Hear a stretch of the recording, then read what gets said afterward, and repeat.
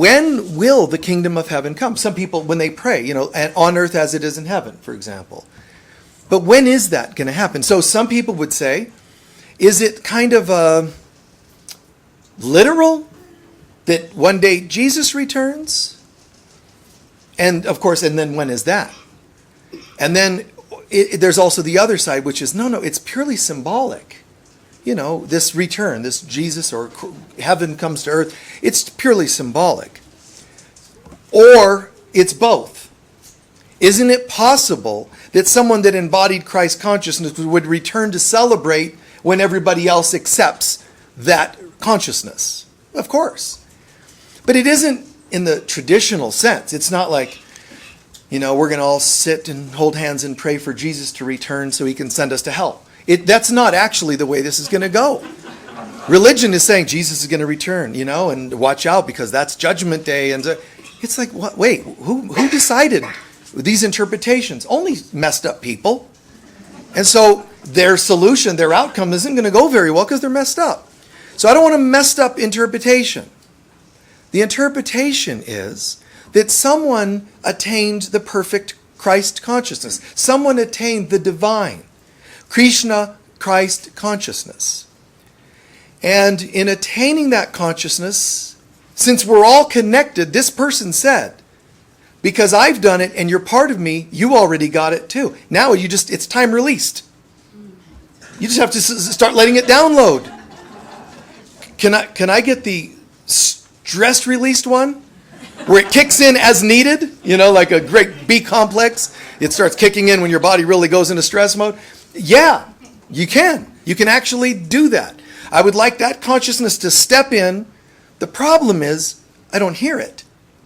Because when I'm stressed, I'm already gone, out of my mind, so to speak. That concept of you can't see. You can't actually think, feel, experience clearly when you're activated, when you're triggered, right? You're going into a primal part of your brain. So if you're triggered, you can't have heaven and hell at the same time, in the same place. If I'm triggered, I have descended into hell. When I heal, I rise again. The only problem is most people stay descended into hell. Not only am I triggered, I'm going to blame you. Now I'm signing papers to put myself in there longer. I refuse to take responsibility. Hell, sign right here. Okay, I refuse to. And then when I want to be happy again, the ego goes, contract. It's contract. See, right here, you got all triggered. Page 2. And then you blamed so-and-so. Page 3, you refused to take responsibility. Page 4 and 5 and so on and so on. And of course, all those are also reenactments of other times when I've been triggered and blame and, and so on and so on. So that's why the words choose again are so important. Choose again means, hold it a minute. Let me see those contracts. See, choose again means, no, I refuse to play along with this. May I see those papers, please? They're presented and I get to decide what I'm going to do with those papers. Today, it's not easy because such and such just happened. I had nothing to do with it. There was a car accident. It's on film. The cop even said it wasn't my fault. Everybody tells me it was. So you have all this justification. It wasn't my fault. Someone just cut me off and caused harm. They were drunk. Now we can add that. Now it verifies and validates that I don't like drunks. One more page. The ego. You say you don't like drunks. That's another page. None of it's actually justified because it means I'm a tiny nothing at the mercy of everyone else. When we can at least own, I'm not sure how this came about. Even though I didn't take full responsibility, that's the beginning. I don't know. It looks like this, that, and the other, but I don't know. So I'm just surrendering the whole thing for a new perception, a new image of what really is happening here. Give me a different consciousness on how to perceive life. So heaven actually comes in doses, micro doses, even when you just take a moment to say, I don't feel like I did anything, but I'm sure there's some lesson here. As long as I refuse to hate the others involved and choose to learn something and affirm that all of us, even those who did to me, somewhere have a light in them. As long as I'm willing to do that, I'm flipping the whole thing around. Because the ego mind says, no, I'm only good, they're only bad, and they did to me. And the universe says, and so it is. Poor thing. I hope, someday you are more empowered than being just a little victim of life. And that can happen when we choose again. But we have to say, hold it a minute, none of this, I don't buy this. And it's hard for people to understand. When you center into God, your real self, your center, core in God, life does change. You really do receive good things. Good things do come to us. And people think, no, God helps those who help themselves. There's these sayings that God didn't make up. People did. God only helps those who help them. Well, the best way you can help yourself is surrendering to that power, that light. And it's wonderful if you do it as this humble, little, like say, I'm just a humble Christian and I surrender to Jesus. It's going to help. Whether you say, my sweet Lord, Krishna, Krishna, it's going to help. See, because God's already there. God's already here. We're already in heaven. Everything's already connected. But humans have all these veils, therefore they've forgotten it all. So we walk around going, well, I would like to know God, but I don't like the way they do the God thing. What do you like, beloved?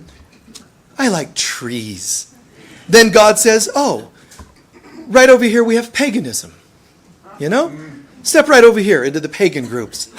Cool! And then some other thing. I like to dance to music. Oh, well, there's groups over here that dance, spiritual ecstasy, dance. Okay, and then somebody else says, I like to feel very humble and meek. Oh, okay, we have past lives as a monk. We can bring those forward, and you can live them in this lifetime. And someone else, and someone. So all it is God dressing up in a way that amuses people. That they can relate to. One person's going to go, I also need it to be a particular skin color. And God's like, oh, whatever. You don't have skin, but okay. It's an illusion, but I'll pretend. I can, is this good? I'm like, okay. A little more tan, a little less tan. What do you want? So God dresses up to match us because of its infinite patience. Imagine, though, when we no longer ask God to dress up for our liking or to dance to our tune. What about when we say, let us come to you and you show us? That's why so many different systems. Krishna has said it. The Old Testament says it. The Torah says it. If you really saw God, it would devour your mind. And we go, man, I don't want to anger God, man. Look what just seeing him, he devours. Imagine when you've done something wrong. It's like, oh, we'll call that hell. And then they make up a place called hell where horrible devouring goes on. All it meant was, if you'd have just heard, let's say, instead of an old school person describing God devouring you when you see it in its full glory, just imagine a hippie having it happen. What would it sound like? Oh man, this blew me away. Wow, what a trip. See, let a hippie translate it for you and then we're good. It all sounds so different. Get a religious person, just get somebody who's kind of high. No. A little stoned and it all changes, Some of you remember that time that interpretation I talked about with the Old Testament saying women that wear makeup should be stoned. It's like, wow. They have to do some powder on my face for filming so I don't shine or whatever they do. Does that mean I should be stoned to that because I put powder on my... So why should women be stoned? And I thought, wow. So I reinterpret it. Women should get stoned and put on makeup and nail polish. No, I'm not actually promoting that. I'm just saying I think it's better than getting stoned the other way. So all these off interpretations. So one time, this guy Jesus, when he's finally entering what they call the Holy Land, Judean area, and what is considered by some to be his first talk to that region. He had been journeying to all the different lands and teaching and working, but now he returns home. His arrival home, he's going to do his first sermon. He goes and they unroll the Torah and he reads, from Isaiah. He's referencing a couple of different places where there's prophecy that someday, one day, the kingdom of heaven will come to earth. God will reveal itself to mankind and be their God, be their source of everything. So he reads this, and it's funny because the religious folks, sitting in the synagogue and or center are like, yeah. Oh, yeah, the good old Isaiah, yeah. And they just hear gratuitously, oh, nice, good choice of a reading, yep. And someday, yeah, God will come, someday. It's like, wow. So he rolls his clothes and he says, now, today I'm proclaiming that day is today. The reaction, man. The reaction. No. It can never come until one day. Could we have it today? No, you can't have it today. Who do you think you are? Now, how did they respond? Do you think they gave him golf clap? No. Do you think they gave him the whoa kind of applause? No. It says they pulled him from the synagogue out to a cliff and tried to throw him off the cliff to kill him. How can humans respond so viscerally and violently to something that's so beautiful? All that you think you're looking for is here now. How dare you is the reaction. What do you mean, how dare I? I'm telling you the truth. It's here now. And he meant that in several ways, but the two most obvious. Here now, anytime you choose. Here now because I said so. I am choosing to be that presence and pulling it to the earth plane right here and right now. So he proclaims it. And that's how scary it is to people.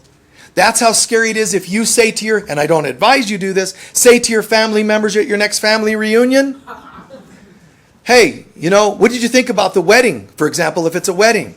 Oh, it was a lovely wedding. Yeah, what did you guys think? Let's say it was a bride and bridegroom, isn't that beautiful? And you say, I got married too. Really? What did you, Vegas? No. During that ceremony, my inner male and female became as one. Okay. They get the punch, they don't get it, and they don't take kindly to it sometimes. When you say it's here and now, it's here and now. One time, a family member, two of them were talking, and they were talking about their traditional religious leader that's alive, in the world. Did you hear that they said this and that? And they were all talking fearfully about this. This leader said that we have to do this or that, or don't. It's like bizarre. And I said, so what? Like, who cares what they say? It was as though I had filleted their skin. They were like in pain. They were like, how dare you speak about that religious leader that way? And I'm like, I meant no disrespect. I literally meant, who cares? Like, you're acting all freaked that they said you must and must not do. Just choose again. Like, it surprised me that they were all bent around this whole thing.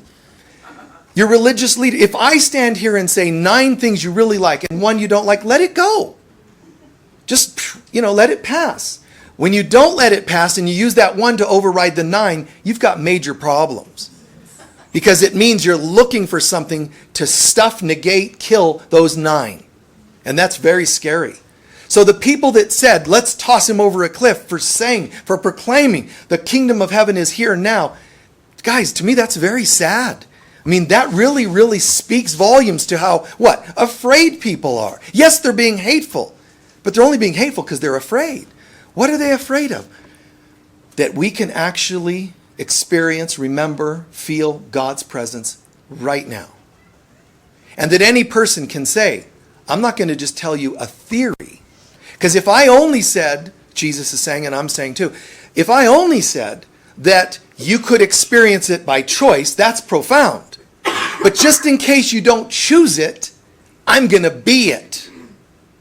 You see, that really adds another dimension to this. Instead of just philosophically, you just go within and one day, this happens and you have these kind of, samadhi, epiphanies, kind of wow kind of moments. And he's saying, that's great that one day you think that can happen. I'm telling you, you can have it now, if you choose it. But just in case you don't choose it, I'm just going to go ahead and do it. And now it's done. Even if we say, well, someday philosophically, if we're real mystics, we say it's just by our choosing. And one day, if I just do my work, it's going to open up and I can choose that even in the now moment, that concept, the now. People even misunderstand that.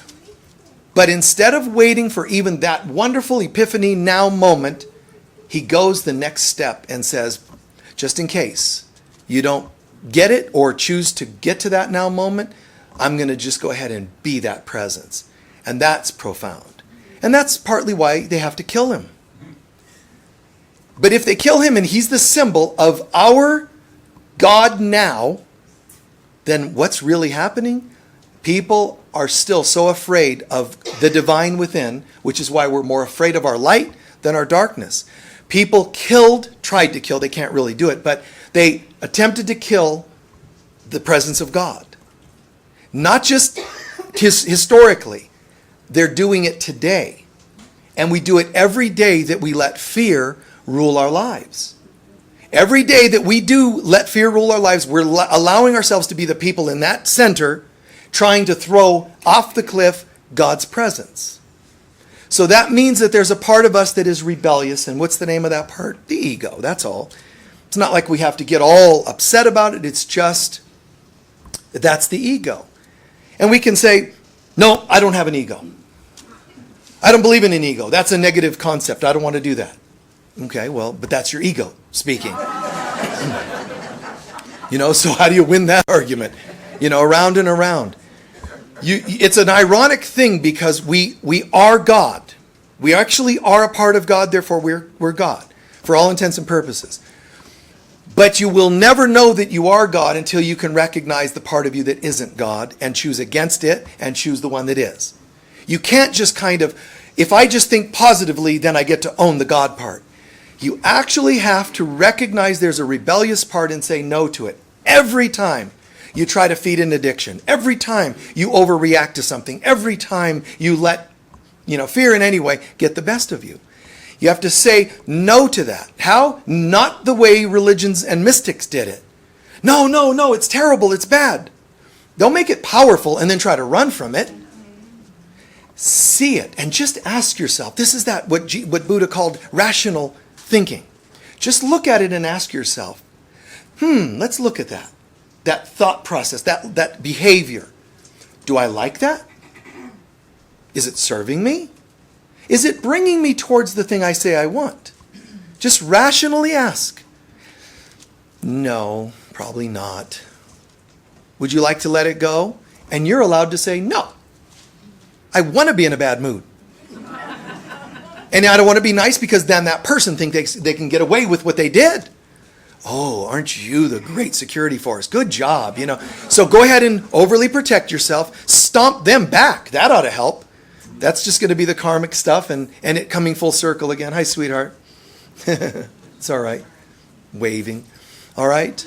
How old is she? She just turned 4, actually. Nice. Nice. Good job. Congratulations.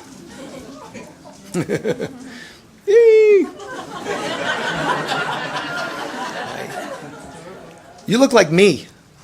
Your hair and all that. Except I don't have the purple flower. I would like one though. No, I'm kidding. You're a beautiful girl. So just that feeling, that like the feeling you have just right then interacting with a child it's not about the age, it's about the beauty of that moment. And then how do I have some of those?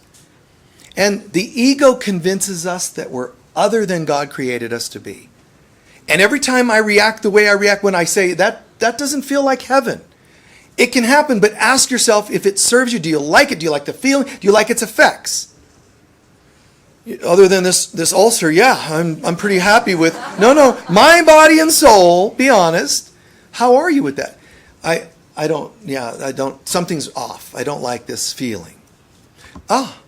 So we did perfectly with that. There it is. You don't have to judge it, run from it, stuff it, sweep it under the rug. Just how you doing with that? If you can deduce that that's not ultimately what I want to feel, there might be another, and that's how you do part 2. There's another choice. You could say, I'm going to surrender that one, own it, surrender it, and then choose something different. What would you like? Well, I don't know. Right now I'm just upset and I don't know what I want. Okay, no problem. If you were a 4-year-old, what would you say if somebody said, what would you love more than anything? And of course, even a child could, they're adult or child, they're going to say things like things sometimes. I would like this. I would like a milkshake or whatever it is. And then if you had the milkshake, if you're accessing your inner 4-year-old, oh man, a milkshake. And if it were me, I'd be like, and a can of whipped cream. Because the milkshake, the whipped cream is never enough. I have to keep, and then, so got to add the whipped cream. So I would say, and the whipped cream. But that's a thing. That's a thing. That's an object. What is it you think that milkshake is going to help you, what? Feel. That's what I'm looking for. That's what I'm looking for. One time, my kids were arguing about something, and when they were little, and, one took the doll of the others out of her room and was playing with it. She took my doll and she's all upset and whatever. And then the other one's like, I don't want to give it back. I'm playing with it. Well, but it's not yours. And on and on and on. So instead of just the linear, give her doll back, what I asked her was, let me ask you something. The one that took the item, what would you, more than anything, what would you like to feel? Happy. Excellent. And what would you like to happen in the household? Like, what would you like to feel in the household? Well, happy. She had the wherewithal to come up with happy. Do you feel happy when you hear your sister screaming at you? No. Does your sister sound happy right now? No. What about the household? Does it feel? No.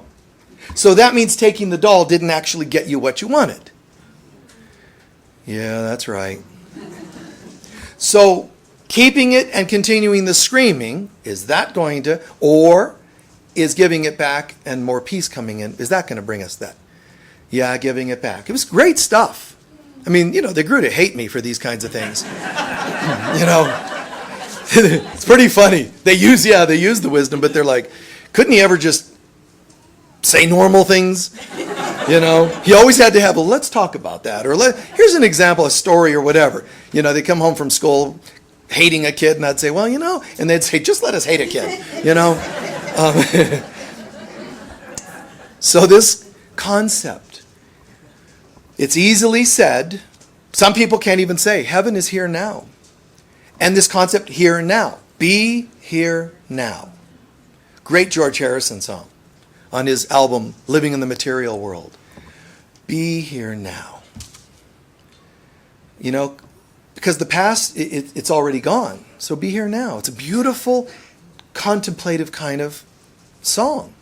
Be here now. And then there's books, and then there's messages and lectures and popular people about being here now. But a lot of times people actually still don't get what it means. They actually think, when I'm here now and not thinking of the past and the future, this is all true. I feel better. It's true. And when I breathe and just drop into the moment, wow, things really start to shift. That's true. That's true. Absolutely. But what am I in the moment of? Maybe nothingness, silence, stillness. All those are very good. I recommend them. But listen, on the other side of the stillness is everything. You don't just hold stillness. You hold stillness so that the artist of the universe can begin to paint on the canvas of mind, consciousness, a beautiful image of me and my life. So you don't just go into a passiveness. You go into that passivity so that it becomes an action. So the paint starts hitting the canvas. The hand of God begins to draw upon the consciousness, our heart, our soul. Thank you for joining me. Here's an image of what you are. And then, wow, the wow, I'm in the now becomes, whoa, what is that? It's no longer just, well, that's kind of nice. It becomes fantastic. So much so, it is impossible to put it into words. Trying to put it into words becomes like a glorious insanity of sorts.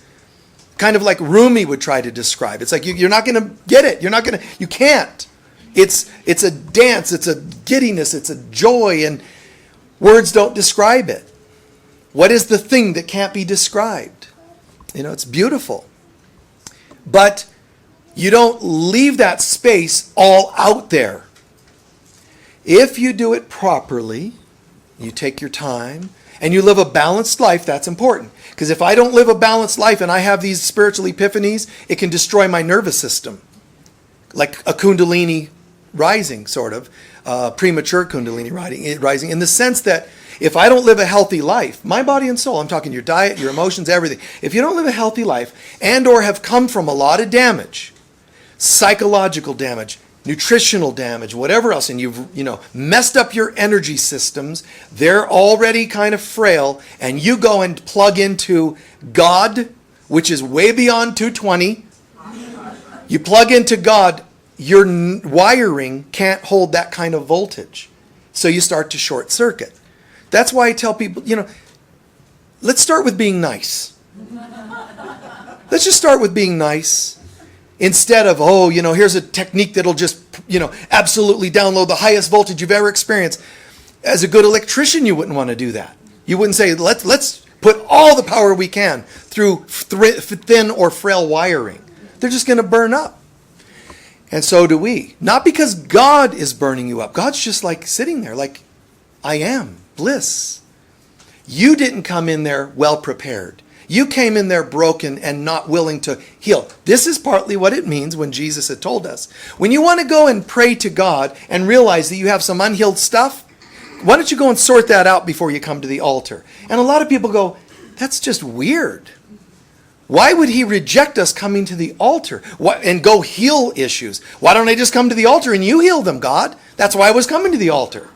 One of the meanings, get this interpretation because it's cool, it's deep. He was telling you, do not try to have profound meditations when you've got unhealed issues, because you're going to be plugging into a voltage you cannot handle. It was said, Mary Magdalene sees Jesus after he has arisen, his resurrection. And she goes to, Master, and don't touch me yet, because I have not yet ascended to the Father. What he's saying is, I have not completed my transformation. In interpretation, Edgar Casey said interpretation was, if she would have actually, or anybody, touched his body, they would have been electrocuted. It would have been like lightning hitting them. Lightning times what? Infinity, because he was tapped into infinite energy. And so the spiritual path has never been meant to be just this hyper spiritual thing where you just, go out there all the time. You got to remember the other half, like the caduceus, moving up the spine. One side of it is all about spiritual, but the other side is healing. So eat what's right for you. Do some exercises and so on. A lot of people getting into fire breath and different kinds of, whether it's kind of for the purpose of like a tantric orgasmic breath or whether they're doing yogic breath. Be careful. Because if you come to me and say, 10 people came to me and said, should I do the fire breath? You yes, no, halfway, maybe. It would not be the same answer for everybody. Because if I have had a lot of drug or alcohol abuse, my systems might not be quite right. If I come from a family that's genetically very fragile, if I tend to kind of be out in the ethers and not grounded, no. You want to do fire breath? You better have some, a brick oven, some good ground, root chakra to be able to handle that fire. You don't want to put that fire through cute little Christmas lights of an energy system that you've got. It's just going to melt the tree, and that's you. So, being here now, it does include meeting a person, whether you know them and seeing them, or whether you meet them for the first time. To say, I don't know. I want to see you as you really are. That's what it means. Not as I think you are, because everything I think, say, and do, everything that my senses tell me, they are all always based on the past. Always. They're never actually now. When you look at a person, or as A Course in Miracles workbook lesson says, I never see anything as it truly is. Jewish saying, we see nothing as it is, we see things as we are. I see things as I am. Not as they are, as I am. Meaning what? In modern terminology, we call those filters. I'm seeing you through my eyes. And then, how do I fix that? I know what I'll do. I'll just make myself imagine you differently. That might help. But that's not organic, is it? Because I'm still making myself see you differently. There's a common term we use, and it usually goes towards women, objectifying women. What does that mean? Well, it's when you make them into sex objects, or it's when, there's some definitions to this, right? Objectifying. Or making them less. That's not what objectifying means. Objectifying means that I see you as an object. We only interpret it and force it into a little box to mean one thing. It means I see you as an object. You're looking at me right now. You're objectifying me. Why? Because you actually think I'm a person standing here. God, I feel so objectified. It's hard not to. I can only seemingly see you with these eyes, and you look like a thing. I'm pretty sure you look like this and that and the other. None of it's true. If you could really, capital R, see me, I would only be light, and you would be part of that light with me. That's what happens. So you can try and adjust your thinking about people and the way you see them. Okay, yes, to me, you're very attractive, but I'm going to just see you, well, that's nice, and I don't want to get too interested. See, I'm fighting it. And then there's, you're not very attractive, but I'm going to kind of picture you with flowers around your, You look like Peg Pen, but I'm going to imagine, flowers kind of in your aura. That's better than nothing, I guess. But what I'm saying is, the only way you can truly change your consciousness is to ask the consciousness that you want to be like. God, how would you have me see this gorgeous, hot person? How would you have me see Pigpen? How would you have me see them? And then what happens is you go from seeing to experiencing. There's a shift in consciousness, not eyes, in consciousness. And that may not look the way you think. You may, okay, if I'm asking, I should start to see angels in their aura, and I should start to see sparkly things, they wings, and it's not always that. The first thing you should be looking for is not special effects. If I were you, I would be more grateful to feel even a slight shift in here. Wow, a minute ago I saw a person that looked like this or like this. And right now, I don't know why, but I feel happy. That was a miracle. That was a shift in consciousness. Your self is interpreting it as happiness because that's how you interpreted it. But it's really far more than that. You're having a profoundly blissful experience, but, you just want a little bit for now, so a little shift in happiness level. It could be, I feel utter joy. And it could feel, boom, like a oneness with all that is. You're only going to be able to experience as much as you feel prepared to experience. The best thing to do, though, is not to make that thing pour into a box and stay a certain shape and last only a certain amount of time. What I would do is, and recommend is, I feel the shift, give thanks for it so that it continues to expand. I wouldn't say, okay, done. I would go, wow, I'm so grateful and ready for more. Another interpretation on, be faithful what you have and more will be given. Paraphrase. So be faithful for what shifts you have with people and in consciousness. Heaven is here now. By choice, but also because someone actually brought it in here and now 2,000 years ago. But did that time expire 2,000? Is that still here now if it's 2,000 years ago? No. But time's an illusion. So when it happened then, it happened in all of us. So I'm not seeking heaven one day, and I'm not seeking God one day, and I'm not seeking Christ consciousness one day. I'm actually giving thanks that it never was gone in the first place. That one of my brothers or sisters or whatever, remembered a while ago the full experience and owned it for me. Because we're all one, that part of them that is them, that's in me, is also accepting it for me. There's a part of me that is the Christ. And it's saying, well, are you ready for the rest of you to get out of the way? If there's only 100 neurons in my brain, one of them is Christed. 99 are not. Until I allow Christ to grow and become a 2 of them and 3 of them and 3, so on, 4, 5, and so on. That one Christ, you cannot deny that one. That one Christ neuron is there because even in my cellular being, someone has already accepted it and awakened that neuron in all of us.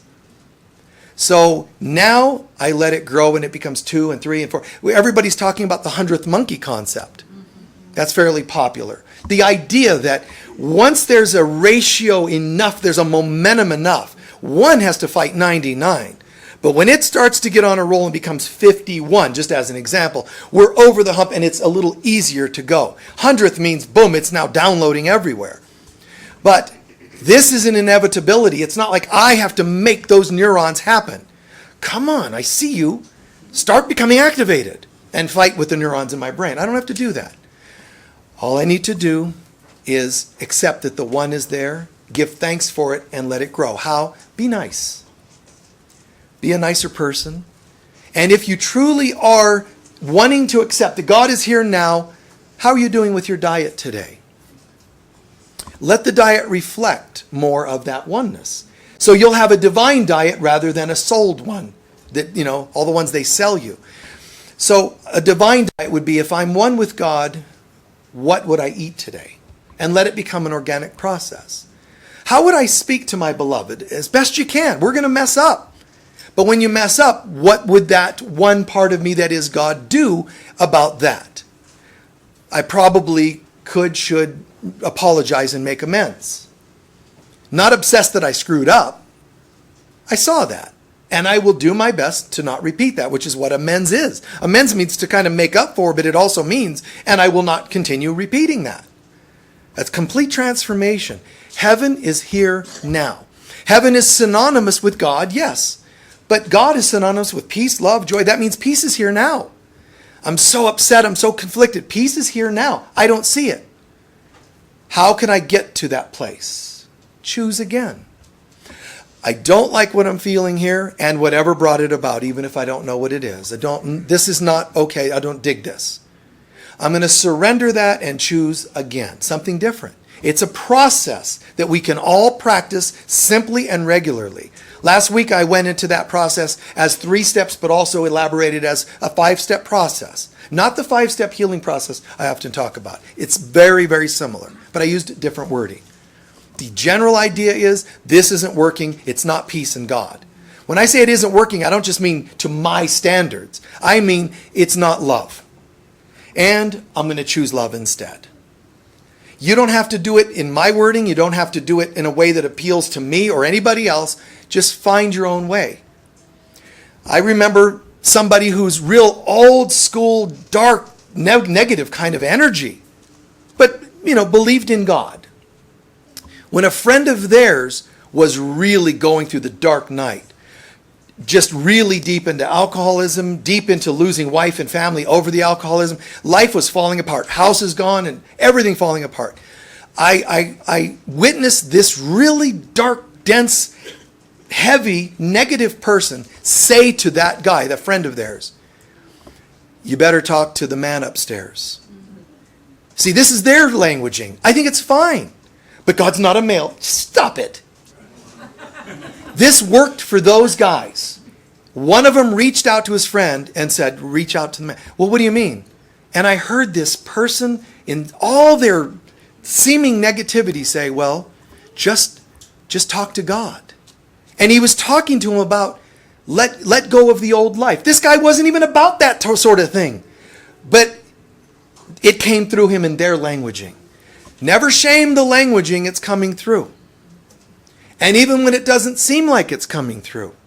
Your friends, your partners, your children, they don't seem to be acting very what you perceive to be spiritual because they're not you. You live your spiritual and allow them to live theirs, even if it doesn't look spiritual. As I said a couple weeks ago, everyone's on the spiritual path. You can't not be on the spiritual path because you have a spirit in you. So every path you walk is a spiritual path. So don't make them live your spiritual path, but just let it be. I got it. You're in God's hands. Even if you don't believe it, just say, even rough wording, say it. You can even curse sometimes and say, God, I can't believe what a blankety-blank life I'm in, and I can't believe what the blankety-blank person did to me. Go ahead. It's not like God's going, you know, oh, la, la, la, la, la, la, la, la, I can't hear this. You know? God is not hearing the words as much as people think. It's the intention. And even if you're going angry and dumb and spitting and cursing, and what God's hearing is, I need help. It hears the intention. And how could God say, I hear that you need help? It's quitting time. I mean, I'm sorry, I can't help you. There's no God that would respond to a cry for love other than to give the love. So we all have to be willing to retire the former ways of thinking and living and being and doing and so on, and shift it into, this is what I believe is going to take me closer to love. I don't have to preach it to other people, but I do have to catch on and start practicing it. You don't have to force angels to come and visit you. You just live to be so irresistible they can't resist. I'm just so irresistible, aren't I? You know? It's not the arrogance of that, it's the, wow, just imagine that idea. You know, people think, okay, nice day today, and I did my morning prayer, you know, in my room, and sacred, and breath, and called in spirit, and then I started my day and went on, and it was great, wore my mala beads, and, you know, this and that, and, you know, and an Om symbol on my t-shirt, so I really live a spiritual life.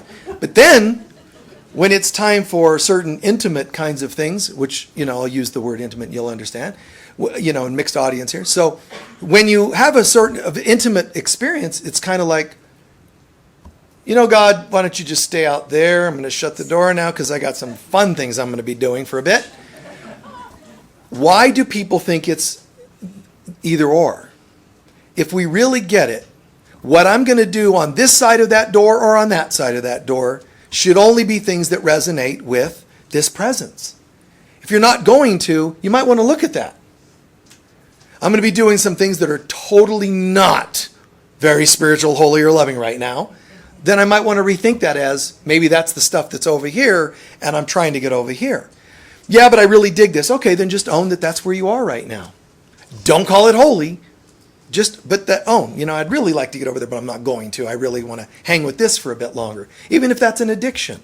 It won't save you or help you to shame yourself for any form of addiction. Just start that it is, because that's the first step to healing anything. Owning what is. To pretend it isn't going to help. To falsely get to this side isn't going to help. It's fake. Heaven, as I'm closing now, is here and now. It's here and now. But we can't just do it in meditation, and we can't just do it in some philosophical sense. The kingdom of heaven is here and now. So the good news is, I'm already one with God. I'm already in the presence of heaven. I'm already kind of soaking in that energy, but I forgot how to feel it or remember it or identify it. That's going to happen through my day-to-day practice of balanced living, practice of forgiveness, and learning to shift what isn't right for me to something that is right for me. So it's my daily choices. Not feeling it, choose again. Wishing, not going to help. Choose again. We have to learn to step up and make that choice. If we're not actively saying the kingdom of heaven is here through our actions and our thoughts, then we're actually doing the opposite, which is tossing that voice over the cliff. And when they tried to do that to Jesus, it said he just disappeared from the midst of them. Some say, well, he broke away from their grasp, and walked away. I don't know. When people are really intented and there's hundreds of them and one of you, it's hard to say that he just fought them off. He shook them off, let's say, or he just energetically sort of not just disappeared. There's a way to do a Jedi mind trick where I'm here, but you can't see me. You can do that. I've done that, at different times in my life. When I was a kid, I did it a couple times driving fast, I just thought, Jedi, You do what you're going to do when you're immature. So that presence can be, I'm good. I'm not going to go over the cliff for you guys. No thanks. When your mind decides something, even if it's not literal, they couldn't see him. Do you understand? When he decided, no thank you, they couldn't see him metaphorically. They didn't know how to deal with him. They didn't know how to grab him because he wasn't there. Meaning, energetically, I give you nothing to grab. Energetically, I give you nothing to judge. I have a thing or two to say about you, but wait, I can't think of what it was. Jedi mind trick. Because I'm not here to be a target for you. When we really get it, and we get confused because we go, but Jesus played the role of a martyr. No, he played a role to fulfill all those stories about someone being a sacrificial lamb. But he said, now that's done. If you own my consciousness, you won't have to do that. You can actually say, you will not be needing to do that today. I'm not interested in what you have to say today. Not to be mean, but it's a thought process. No, thank you. Many of you have heard me say it as these words, not today. And it just means, no, oh, I hear that you want to badmouth and harm me in some way. No, I'm good. No, thanks. That's what it's like. You react, you're kind of welcoming them because now you're in the pit with them. And I have seen some of you folks say to me, Michael, when you said this or when you advised that or in a private session, you guys have gone off and done some of these things. And you said, it was so weird. It worked. They didn't know what to say. They were starting to yell at me and all of a sudden they lost their voice. Or some really cool miracles like that. The tree bends over the head of Buddha to shade him when he was doing his work, when it was too hot, and brought him rain when he needed to cool off, and so on. A Course in Miracles tells you the same thing. The more you center into who you are, you will be taken care of. Don't be anxious of what to say, even if you're dragged into courts. Let me speak through you. Which, in a sense, is called channeling. But instead of just channeling a thing, a person, an entity, or higher dimensional whatever, I've always said, a few weeks ago we covered this, you learn to become that thing you once channeled. So my job is not just to channel the discarnate person called Jesus, but to become the Christ that he is. And that's called in the New Testament, putting on the mind of Christ. Alrighty? All right, please take a few centering breaths.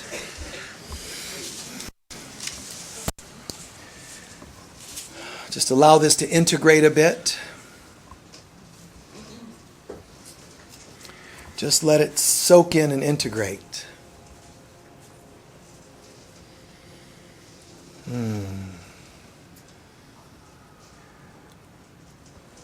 We'll spend a few minutes in deepening our understanding, meditating, and then we'll close and do our closing song. But we'll do it today like we did last week as part of our meditation.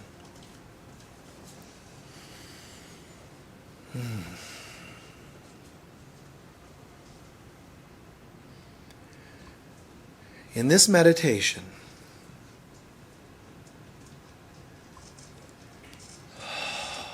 we let all things fall away.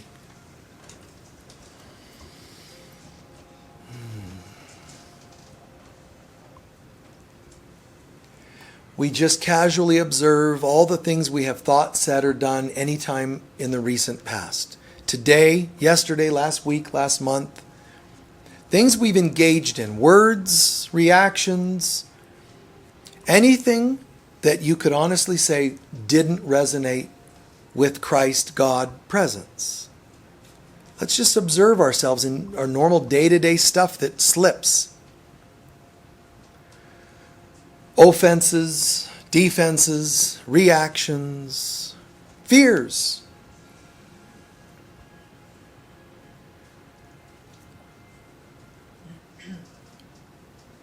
Hurts, hates, angers, physical, emotional. Let's just see them. We're not only seeing it individually, but we're also accepting it for each other. We're holding that space for each other. So I/we are bearing witness to all the things that have been going on that don't feel like light.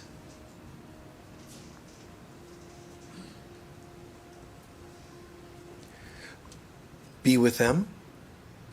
Don't shame them. Don't try to push them away. Just drop into them. Thoughts, feelings, hurts. And hear these words. I recognize that this does not feel like the grace of God. That's very clear to me. I don't even have to know how this came about, but I do know this action, word, thought, feeling, whatever, does not feel like the presence of love.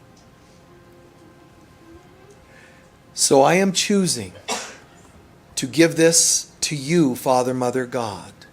This represents past programming. This represents past wounds, unhealed issues, memories. I'm choosing to give it to you.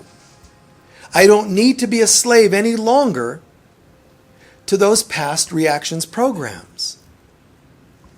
This is called being born again. I'm surrendering this to you, Father, Mother, God. I know not what to do with it, and I don't need to know.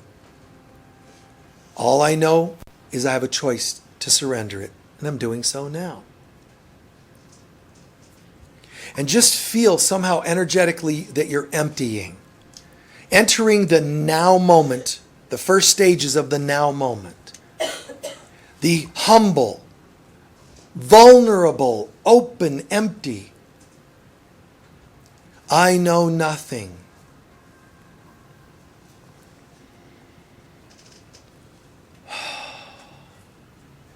I don't need to fix. I don't know how to fix. I surrender. I surrender. And now I would like to replace that former thought, feeling, experience with something new. The presence of God.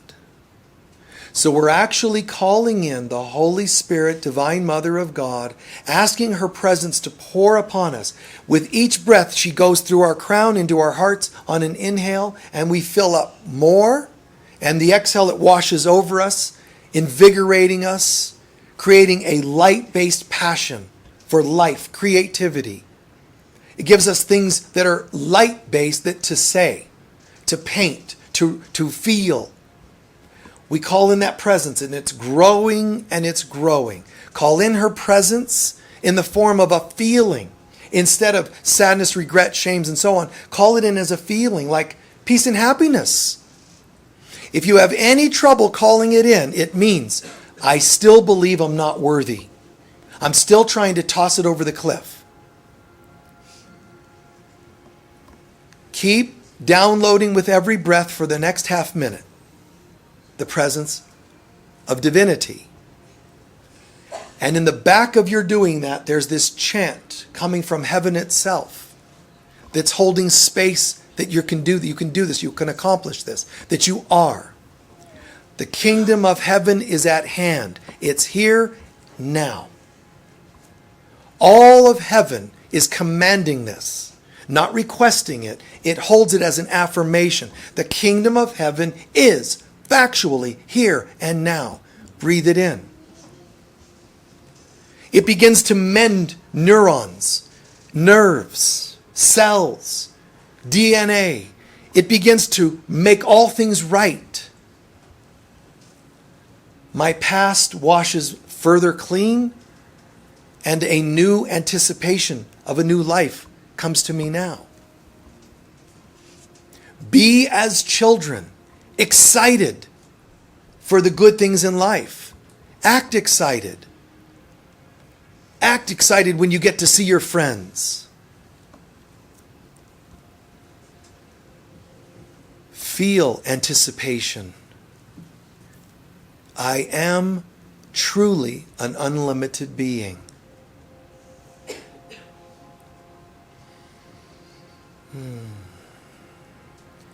A deep breath in. And a sound of release like, stay with it, eyes closed. Feel that. Good. What a relief to get all that stuff off. And one more. Good. The next time, we're going to do it as a tone. In, what sound does being connected to God make?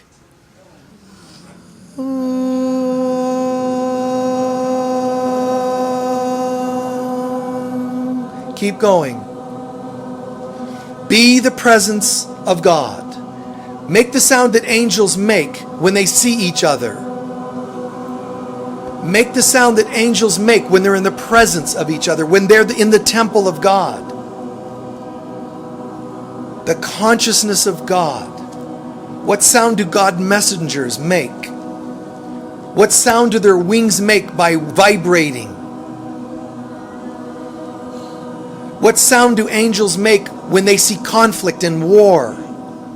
Just send it. Just download the love. Keep going.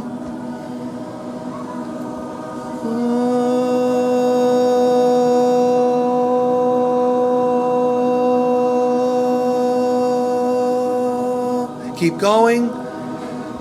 Let it download from the heavens into our hearts, into our navel center, up and out as a sound. Another minute.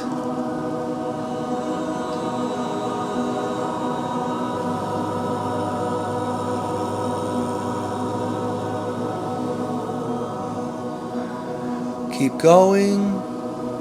Oh, visualize it as waves. Picture these waves dispersing conflict. Picture these waves reaching capitals, political capitals, the White Houses and the Pentagons of the world. Download it. Believe in it. Somewhere political people are having meetings. Picture them going, what is that? And it's our sound and the sound of God and the sound of the angels telling them, the kingdom of heaven is at hand. Download it to soldiers that are fighting for people. Download it to people that are crying and praying for support and help financially. People that are struggling emotionally. People who have suffered abuse as adults or children.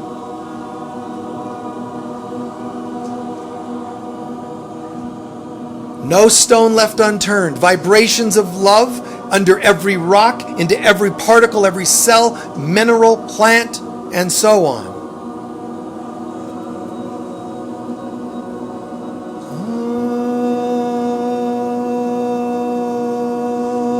Almost done. Keep going. Feel your body sort of rocking a wave of this light.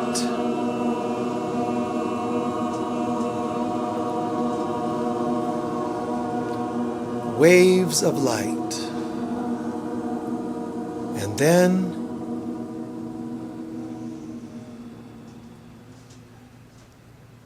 shh. Now try to hear it without hearing it.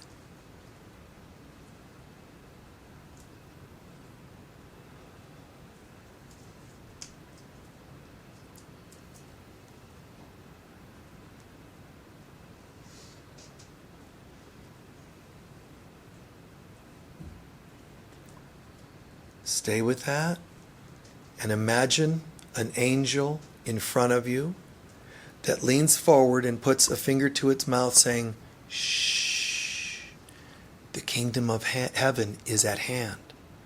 The kingdom of God is here.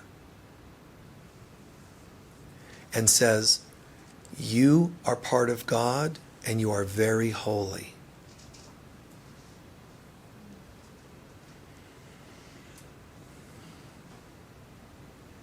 And then the angel winks and says, so act like it.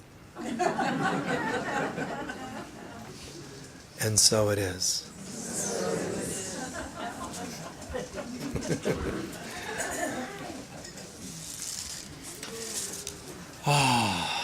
How'd that feel?